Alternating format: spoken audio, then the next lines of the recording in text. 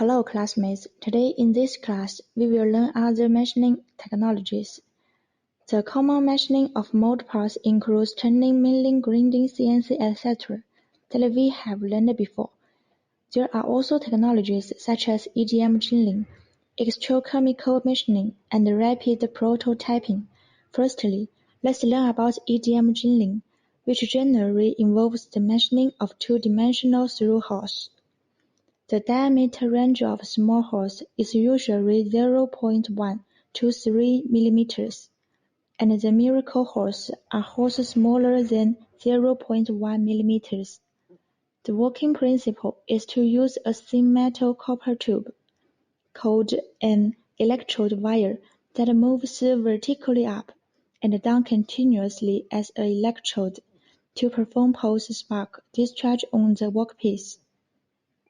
For metal revolve and forming, unlike WEDM and EDM machine tools, its electrode is a hollow copper rod, and the media passes through the small pores in the middle of the copper rod to cool and remove tubes.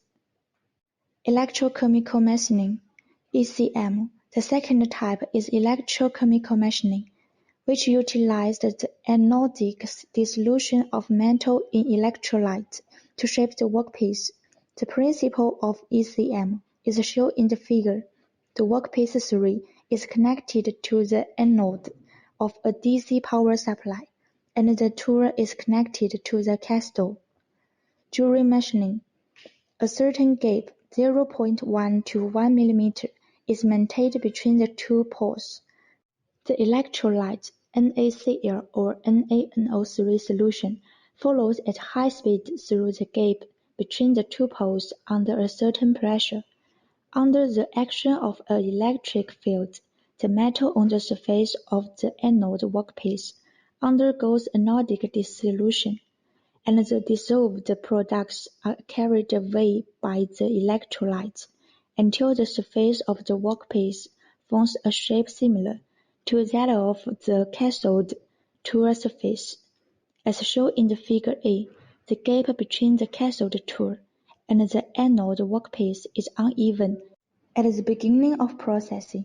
As shown in the figure B, at the end of processing, the surface of workpiece is electrolyzed into the same shape as the cathode tool, and the gap between the cathode tool and the anode workpiece is uniform.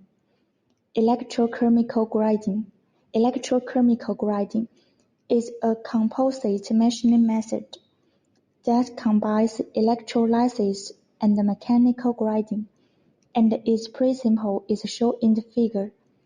During grinding, the workpiece is connected to the positive pole of the DC power supply, and the conductive grinding wheel is connected to the negative pole.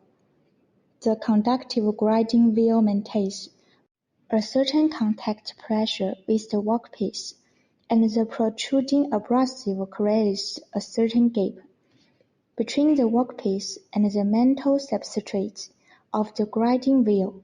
The electrolyte is sprayed into the gap through the nozzle. During the processing, the grinding wheel continuously rotates to scrape off the low hardness passivation film formed on the surface of the workpiece due to the chemical reactions, exposing new metal, and then continuing to generate chemical reactions. The process is repeated until the processing requirements are met. The electrochemical grinder consists of 3 parts: machine tool, power supply, and electrolyte. Electroforming. Electroforming utilizes the caustic deposition phenomenon in the electrochemical process for forming processing, that is, the depositing metal on the original mold through electrochemical methods, and then separating to manufacture or replicate metal products. As shown in the figure, a conductive prototype is used as the cathode during electroplating. A metal plate used as the electroplating material is used as the anode. and a metal salt solution is used as the electroplate solution. The characteristic of electroplating is that it can produce high-precision molds that cannot be achieved by other methods. In addition, electroplating can also produce products that cannot be achieved by other methods, especially those that are difficult to prototype. For example, common methods in our daily lives, such as mental logo printing and electroformed grinding tools, are also common methods of mold manufacturing. Laser machining. Laser machining technology is a processing technique that utilizes the characteristics of the interaction between laser beams and the materials to cut, weld, surface treat, drill, and miracle process materials, including metals and non-metals. The characteristics of laser processing are non-contact processing, no direct impact on the workpiece, so there is no mechanical deformation. There is no shear wear or cutting force acting on the workpiece during laser processing. During laser processing, the energy density of the laser beam is high.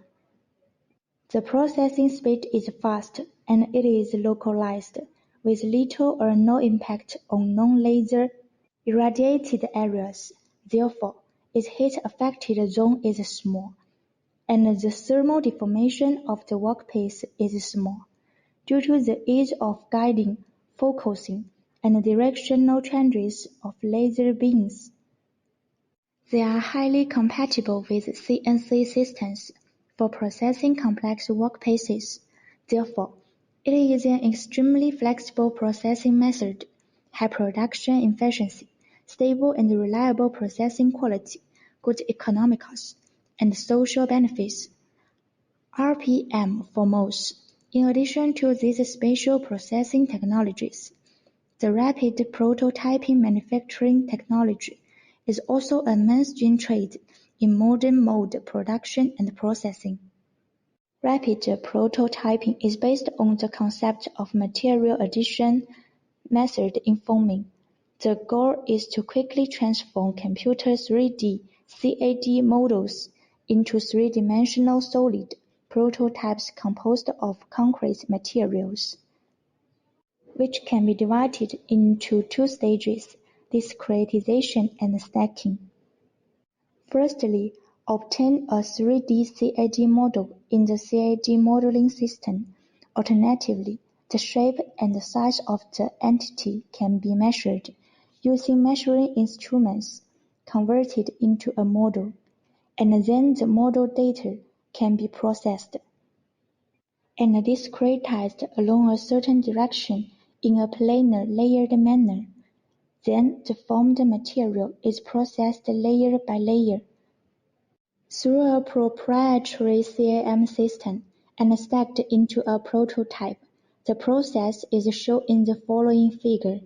At present, there are dozens of rapid prototyping methods, but the ones with good commercialization mainly include SLA, LOM, SLS, FDM, etc. Stereolithography apparatus SLA method. SLA uses ultraviolet laser beam to harden photosensitive resin to generate three-dimensional objects, and fills the liquid tank with liquid photosensitive resin. The resin can undergo polymerization reaction under ultraviolet light irradiation, undergo phase transition, and change from liquid to solid state. At the beginning of the forming process, the work platform is placed at a height one layer below the liquid surface, and a laser beam that can generate ultraviolet rays is controlled.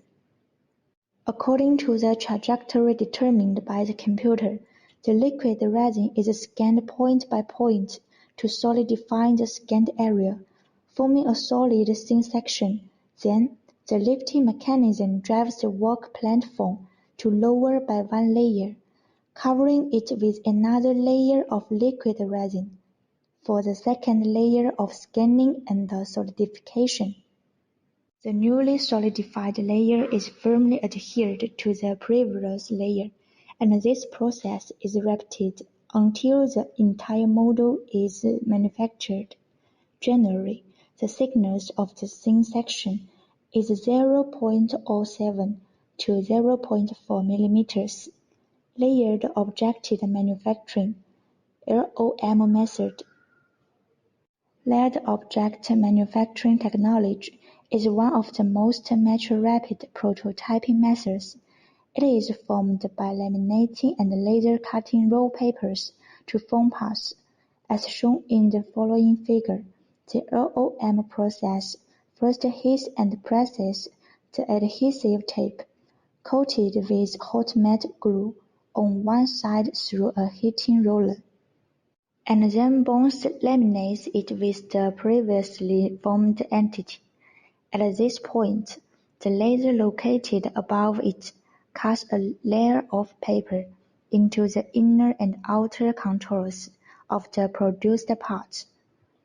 Based on the data obtained from the layered CAD model, areas beyond the contour that are not necessary are cut into small squares west using laser cutting, which can serve as support and friction during the forming process.